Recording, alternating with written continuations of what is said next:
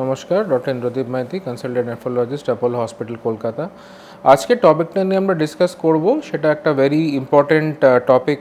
সেটা হচ্ছে যে ডায়াবেটিসের সঙ্গে কিডনির লিঙ্ক কিংবা diabetes and kidney disease.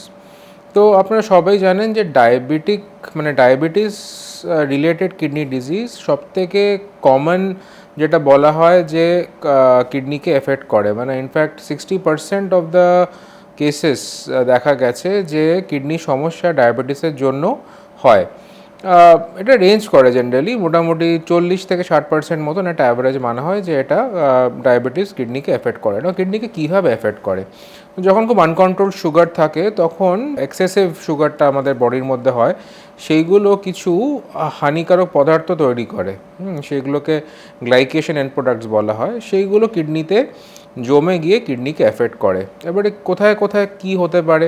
So এটা কী হয়, কিডনির ভেতরে অনেক জায়গা রয়েছে। একটা হচ্ছে কিডনির যে রক্ত, যেগুলো শিরা যেগুলো কিডনিকে সাপ্লাই করে, সেইখানে এফেক্ট করতে পারে। কিডনির ভেতরে কিডনির যে ফিল্টার আছে, এটাকে গ্লোমেরুলাস বলা হয়, সেখানে এফেক্ট করতে পারে।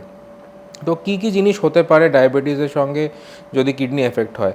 প্রথমত কী হয়, ইউরিন দিয়ে ফেনা বেরোনো, পেচ্ছাপে যেটা ফেনা বেরোয়ার ফর দি ইউরিন বলা হয়, সেটা হতে পারে। তাছাড়া কি হতে পারে, পা ফুলে যাওয়া। এক্সেসিভ যখন ডায়াবেটিক পেশেন্টসে পা ফুলে গেল, মুখ ফুলে গেল, শরীর ফুলে গেল, তখন প্রথমেই এটা দেখা উচিত যে কিডনি ফাংশনটা কীরকম আছে। আর এটা আমরা কি করে এস্টিমেট করি? তো পেচ্ছাপের মধ্যে আর ইউরিনের মধ্যে একটা অ্যালবুমিন ক্রিয়াটিনিন রেশিও আর ইউরিন এসিআর দেখা হয়।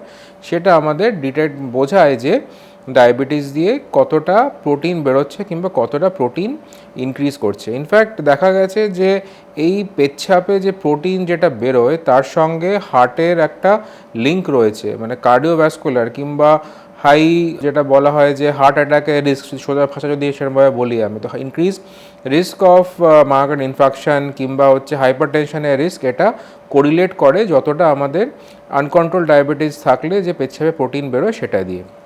না, এবারে কী করে আমরা এগুলোকে করতে পারি, মানে how to prevent or how to avoid all this complications.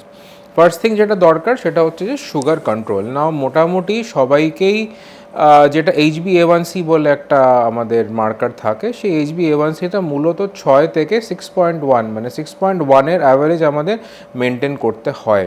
In fact আগের অনেক স্টাডিজ ছিল যেখানে দেখা গেছিলো যে যদি খুব কম HbA1c হয়ে যায় তাহলে কিন্তু ওটা শরীরের ক্ষেত্রে হানিকারক থাকে, অ্যান্ড বেশি হলেই তো অবশ্যই বুঝতেই পারছেন যে সেটা আরও ড্যামেজ করবে। তো HbA1c বেসিক্যালি বোঝায় যে 3 মাসের মধ্যে আমাদের ব্লাডের মধ্যে কতখানি সুগারের এফেক্টটা রয়েছে, সেটাকে HbA1c বলা হয়। তো সেটাকেই আমাদের 6-এর মতন ওই রেঞ্জের মধ্যে রাখতে হবে, অ্যারাউন্ড 6 to 6.1। কী করে এটা কন্ট্রোল করা হবে? অবশ্যই diabetic medication, sugar should be properly control, সুগারে কন্ট্রোল করতে হবে। তাছাড়া কিছু কিছু মেডিকেশানস রয়েছে ডায়াবেটিসের জন্যই, যেরকম ডাপাগ্লিফোজেন টাইপের ওষুধ রয়েছে, যেইগুলো কি কিডনিকে দেখা গেছে যে কিডনিকে এগুলো লং টাইমে প্রোটেক্ট করে রাখে। তাছাড়া ডায়াবেটিসের সঙ্গে প্রেশারও একসঙ্গেই চলে। ডায়াবেটিক পেশেন্টদের ইনফ্যাক্ট অলমোস্ট 60% অফ ডায়াবেটিক পেশেন্টদের হাই প্রেশার থাকে। তো সেই ক্ষেত্রে প্রেশার কন্ট্রোলের কিছু ওষুধ রয়েছে, এগুলো ACE ইনহিবিটার্স বলা হয়, যেইগুলো হচ্ছে যে আমাদের কিডনিতে যে প্রোটিনটা বেরোচ্ছে সেটাকে কন্ট্রোল করে। তাছাড়া আরও নিউয়ার এজেন্টস রয়েছে, যেরকম ফিনরেনন, নতুন একটা ওষুধ এখন আছে ফিনরেনন বলে, সেটাই অলসো দেখা গেছে যে সেটা দিয়েও আমাদের কিডনিতে প্রোটেক্ট করা যায়।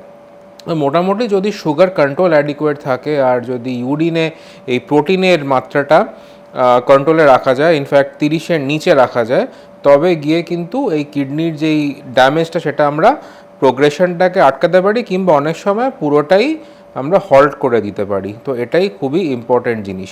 তাছাড়া আরও কিছু জিনিস ডায়াবেটিস পেশেন্টদের খেয়াল রাখতে হবে, যেটা হচ্ছে প্রত্যেক ডায়াবেটিক পেশেন্টদের বছরে একবার করে রেটিনার পরীক্ষাটা চেক করতে হবে।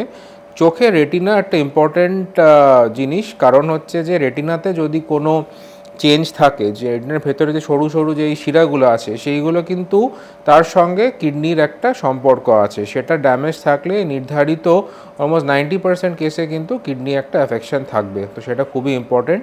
তাছাড়া প্রত্যেক 6 মাস অন্তর অন্তর ইউরিন এসিআর আর ইউরিয়া ক্রিয়াটিনিন যেটা কিডনির পরীক্ষা হয়, এটা কিন্তু প্রত্যেক ডায়াবেটিক পেশেন্টদের চেক করা দরকার।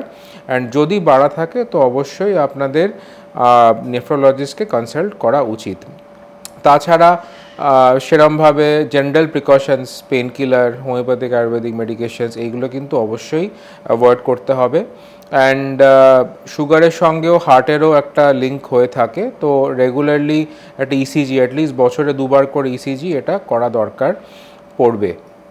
আর আরেকটা জিনিস যেটা বলার রয়েছে সেটা হচ্ছে গিয়ে বেশি সুগার ফ্লাকচুয়েশনসও কিন্তু ভালো জিনিস নয়। তো এক্সেসিভ সুগার কন্ট্রোল করতে গিয়ে কিন্তু হাইপোগ্লাইসিমিয়া হতে পারে, অ্যান্ড সেটাও কিন্তু ইন্টার্ন কিডনিকে অ্যাফেক্ট করতে পারে। আর যদি দেখছেন যে আপনার ক্রিয়াটিনিনটা খুব দ্রুত গতিতে বাড়ছে ডায়াবেটিক পেশেন্টদের ক্ষেত্রে, তাছাড়া শরীর খুব বেশি ফুলে যাচ্ছে, তো তখনই আপনার নেফ্রোলজিস্টকে কনসাল্ট করা উচিত। তো আজকের এই টপিকটা আমরা ডিসকাস করলাম ডায়াবেটিস অ্যান্ড ডায়াবেটিসে কী কী কমপ্লিকেশনস ইন কিডনি হতে পারে। অ্যান্ড নেক্সট টপিকটা আমরা ডিসকাস করব সেটা হচ্ছে যে ক্রিয়াটিনিন কি সত্যি ফুল প্রুফ, না আরও অন্য কিছু আছে যেটা দিয়ে আমরা কিডনির সমস্যাটা বুঝতে পারি। Thank you.